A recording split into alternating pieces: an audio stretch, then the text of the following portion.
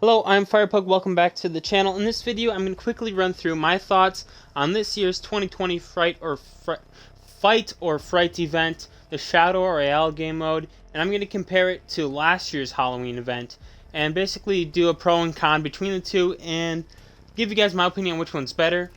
There are a lot of people who think that this year's is better, but there are still some that do think last year's is better, and honestly, they're both really good. So I'm going to start off, let's talk about the game itself.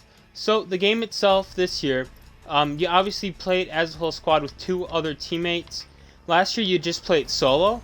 Now this can really go either way. It was really fun to play it solo, and it was also really fun to queue up in each other's lobbies and then just go ham on each other, all drop into the same spot, and then just go absolute ham on each other. That was super fun to do. But also it's more fun to play with an actual squad now. Before you just had to play it alone, and it was like, oh yeah, whatever, I'll go play. So that can really go either way. I guess that's really up to you. Personally, I do like being able to play with my squad.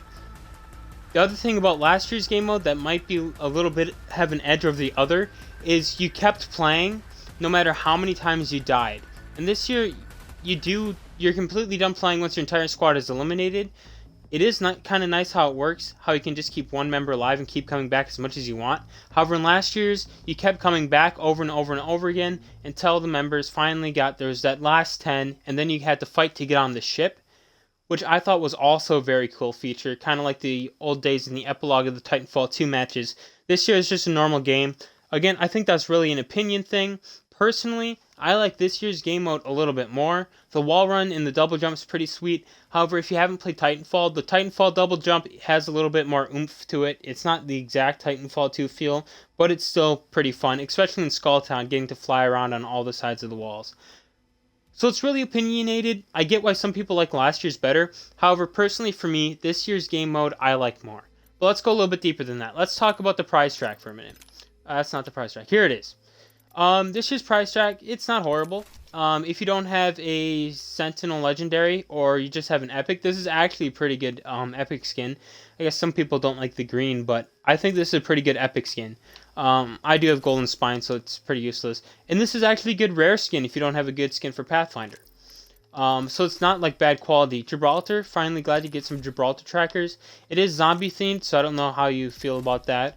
The charm, it's great. This is a fine battle pass. A lot of times we do get legendaries with our battle passes though. And that's where last year's event does have a little bit of edge over the other. Last year's, as you completed challenges, you earned skins. Unfortunately, I don't have any of those skins, but you could get a legendary alternator skin. That was sort of like a scarecrow type thing. And you could get a legendary devotion skin that was literally absolutely god tier. Unfortunately, I don't have those. I didn't play a whole lot last year, and I wasn't able to finish those. Unfortunately, I don't have those. But last year's rewards were definitely better than this year's. I'm just going to say that. If we do take a look at the skins, well, first of all, this is hands down, this Mirage deal, this was great. This is literally the best deal you'll ever get on a legendary skin. I'm super glad they did this for the Mirage mains out there. But the way they did bundle it this year does kind of suck, especially as a Bloodhound main. I was going to actually look forward to buying this year's skin. But last year's cosmetics were awesome. This year's skins are absolutely awesome too. I love this Bloodhound skin. I love the Gibraltar skin, which isn't on here yet either. And these are actually both really good epics. Very good skins, however, they're bundled to sell good. That's just the way it is. No one's forcing you to buy these skins, but they are priced kind of bad. Well, I mean, how much? It's just, legendary skins are going to be expensive. So there's that too. In general, I think this year's game mode is better than last year's. The event itself, though, I think it kind of evens out with the prize track rewards and everything. Like, I mean, do I really need any of these rewards? The XP boosts were actually kind of nice now that I have to grind my battle pass. It's nice to get the Gibraltar trackers. I don't think I'll ever win 5 games, but I mean, it's good. It's great. I'm very happy with what they did this year. I like the music pack. I like this Halloween themed background, and I'm super glad that they decided to bring Season 7 right up at the end of this, so it's going to be a lot of instant action. But anyways, that's just me comparing my thoughts of this year's Halloween event to last year's Halloween. Feel free to leave your thoughts down in the comments.